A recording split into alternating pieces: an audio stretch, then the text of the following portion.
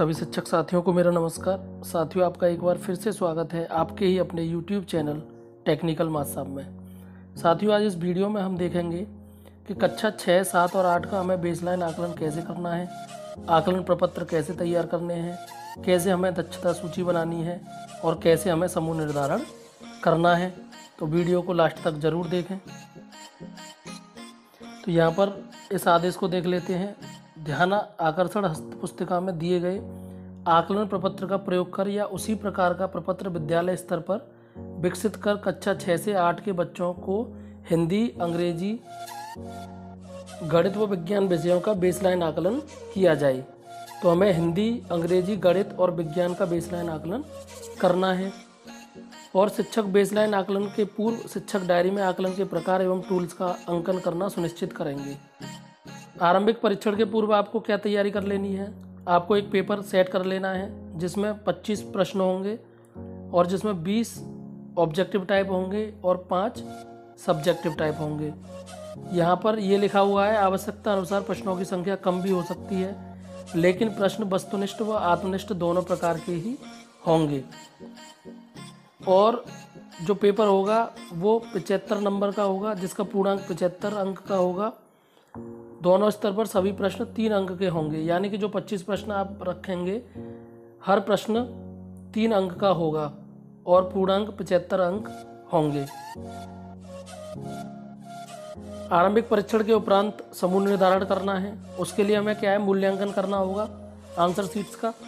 तो हमें बच्चों को 0 से लेकर 3 तक नंबर देने हैं, यानी जो प्रश्न पूरी तरह से सही है उस पर 3 नंबर देने हैं। अगर आंशिक रूप से सही है तो उस पर 1 या 2 नंबर आप अपने अनुसार दे देंगे। और जिस प्रश्न पर आपने 3 नंबर दिए हैं तो इसका अर्थ ये है कि वह दक्षता बच्चे ने पूरी तरह से हासिल कर ली है। अब उस दक्षता पर हमें आगे काम करने की ज़रूरत नहीं है। और जिन पर 3 से कम नंबर हैं, 0 है, 1 है, 2 है, तो उन दक्षताओं को उसने आंशिक रूप से हासिल किया है और हमें उन दक्षताओं पर काम करने की ज़रूरत है। उन्हीं दक्षताओं को लेकर हम दक्षता सूची तैयार करेंगे। अब हमें यहाँ पर 3 समूह बनाने हैं, A, B, C। जिन बच्चों के 35 से और 75 के बीच में नंबर आएंगे उन्हें हम रखेंगे समूह A में। जिन बच्चों के 26 से 34 के बीच में नंबर आएंगे उन्हें रखेंगे समूह B में। और जिन बच्चों के 25 से कम नंबर आएंगे उनको रखेंगे हम समूह C में। अब इसके बाद क्या है कि हमें 50 दिन का ध्यानाकर्षण शिविर लगाना है।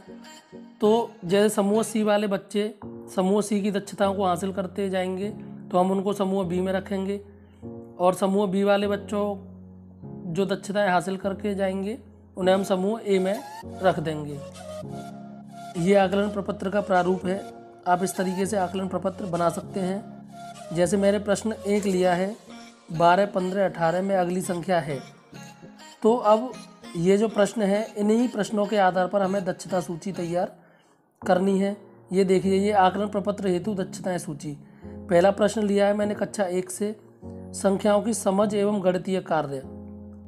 तो इस प्रश्न के आधार पर मैं कौन सी दक्षता देख रहा हूँ बच्चों की? बच्चे एक स्थिर अंतराल से घटने या बढ़ने वाले अंकों के पैटर्न को पहचान सकें और उन्हें पूरा कर सकें। यानी इस प्रश्न के आधार पर मैं कक्षा 1 की इस दक्षता का मूल्यांकन कर रहा हूँ। इसी तरीके से दूसरा प्रश्न है कक्षा 2 से, संख्याओं की समझ एवं गणितीय कार्य।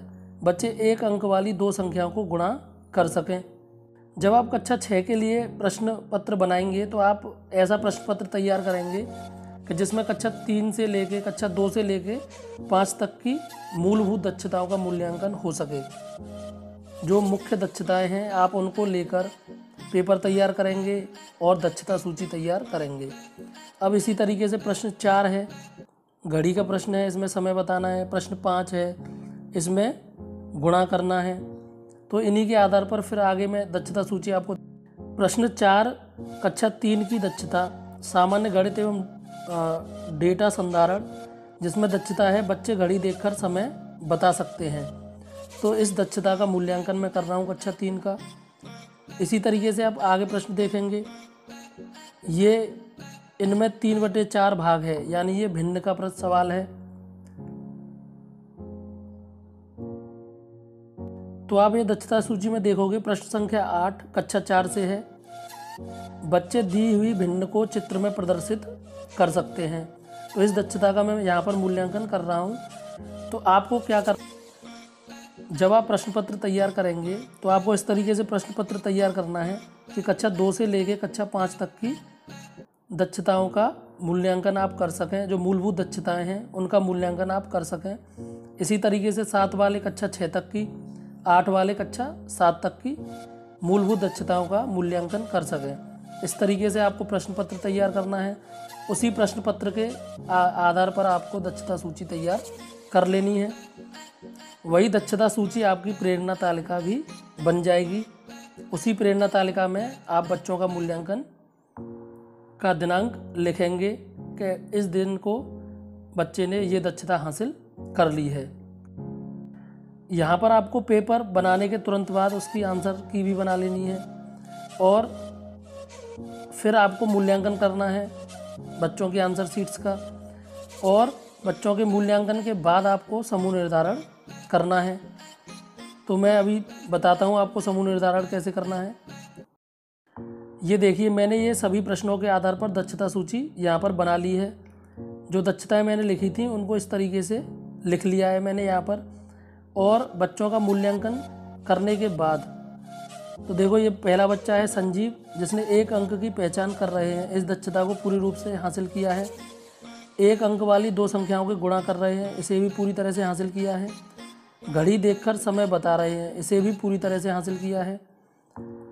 और सम और विषम संख्याएं पहचान रहे हैं, इसमें इसके 2 नंबर आए हैं, यानी ये दक्षता इसने आंशिक रूप से हासिल करी है। इस प्रश्न पे इसको 2 अंक मिले हैं। तो हम क्या करेंगे कि इन अंकों को हम जोड़ लेंगे और जोड़ने के बाद हम देखेंगे कि जिन बच्चों के 35 से 75 तक अंक आ रहे हैं उनको हम समूह ए में रखेंगे।